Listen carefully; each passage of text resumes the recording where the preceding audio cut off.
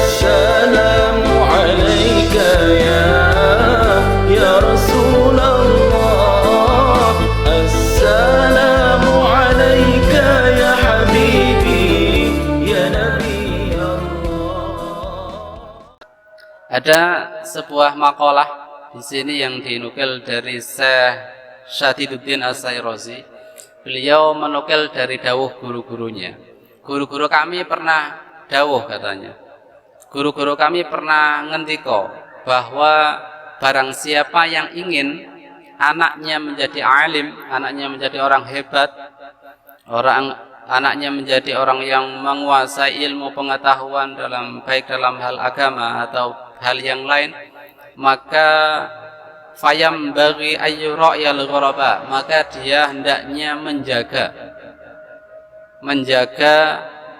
ghuraba. Minal fuqaha ghuraba ini orang yang asing, orang aneh. Kenapa di sini dikatakan ghuraba? Karena ghuraba ini adalah orang yang jarang berkumpul dengan manusia, orang yang jarang berbincang-bincang, istilahnya jagongan, ngumpul bersama dengan manusia yang lain, dengan umumnya manusia. Dia senangannya menyendiri, mutolaah kita, belajar, membuka, menyelesaikan masalah agama yang ada di sekitarnya. Maka dia jarang sekali serawung dengan orang lain. Maka di sini disebut ghuraba minal fuqaha, orang alim yang tidak senang serawung, gumbul bersama-sama dengan orang umumnya. Di sini fayam bagi ayyura'yal ghuraba minal fuqaha, maka barang siapa yang ingin anaknya menjadi alim, maka hendaknya dia menjaga ghuraba dari ahli fikih, orang yang alim, ya kiai-kiai kita. Wa yukrimahum, dan memberi penghormatan kepada kiai-kiai itu. Wa yu'azzima, mengagungkan, wa yu'tiyam syai'an, dan memberi sesuatu yang kita punya. Jadi jika ada orang tua yang menginginkan anaknya menjadi alim, maka hendaknya dia memuliakan orang alim. Dia memuliakan, kalau darah kita kiai bahasanya, memuliakan kiai, mencintai kiai. Kalau kita punya sesuatu, memberikan kepada kiai itu, orang alim itu, dan kita mencintai orang alim itu. Maka jika ada orang tua yang berbuat demikian, kata Syekh Sayrozi mengutip dari dawuh guru-gurunya, anaknya akan menjadi orang alim.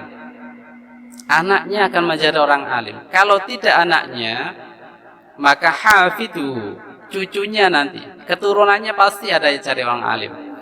Saya teringat ada sebuah buku menceritakan biografi Imam Ghazali radhiyallahu anhu, Hujjatul Islam, bergelar Hujjatul Islam, hujjahnya Islam.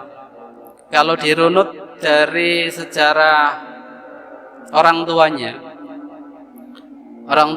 itu bukan ulama ya, seperti Imam Ghazali yang mengarang kitab dan lain-lain, bukan, orang biasa. Tapi ayah dari Imam Ghazali itu sangat menghormati dan mencintai ulama. Jadi ada ulama di sana rumahnya, dia mendengar namanya, dia mendengarkan pengajiannya.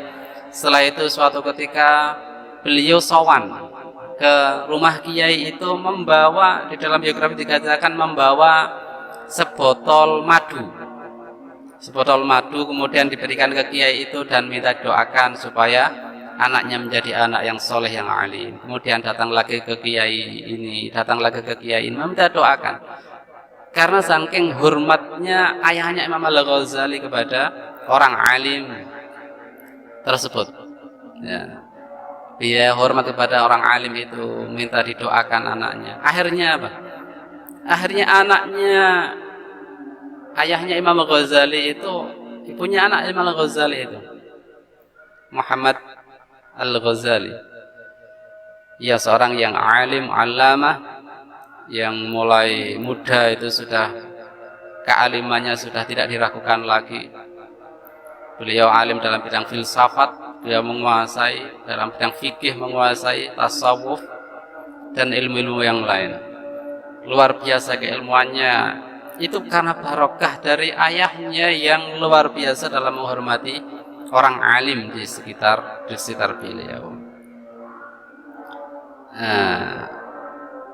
Bismillahirrahmanirrahim. Wa min tauqiril muallimi lan iku saking mulyaake atau ngegungake guru alla yamshiya ing yen ora lumaku sapa talib amamahu ing dalem ngarepe muallim wala yajlisa lan ora lungguh sapa talib makanahu ing panggonane muallim wala yatati lan ora ngawiti sapa talib al kalama ing guneman inda ing dalem sandinge muallim illa bi idzni angin kelawan idine muallim wala yukfiru lan orang ngakehake sapa talib al kalama ing ngomong inda ing dalem sandinge muallim wala yas'ala lan ora takon sapa talib syai'an ing suwiji-wiji inda ing dalem sandinge inda mulamatihi ing dalem nalikane bosene muallim. Nah, jadi ini nanti di bawah banyak sekali adab-adab di antara tata cara menghormati guru. Di antara menghormati guru. Harapannya nanti kalau kita sudah punya ilmunya bagaimana cara menghormati guru, menghormati orang alim, harapannya kalau praktek ini kita laksanakan dengan benar-benar, kalaupun kita tidak menjadi orang alim, maka anak kita nanti yang menjadi orang alim. Kalau anak kita tidak, pasti anak keturunan kita nanti ada yang menjadi orang yang alim alamah yang membanggakan kita semua. Nah, maka kita perlu sekali membahas hal ini. Harapannya kalau bukan kita ya anak kita, kalau tidak ya putu-putu kita, keturunan kita. Tadi yang saya baca maksudnya adalah kita di antara cara mengagungkan guru itu adalah tidak berjalan di depan guru, muallim. Jadi kalau ada gurunya lewat, kita berhenti dulu sampai guru tadi di depan kita, baru kita di belakangnya.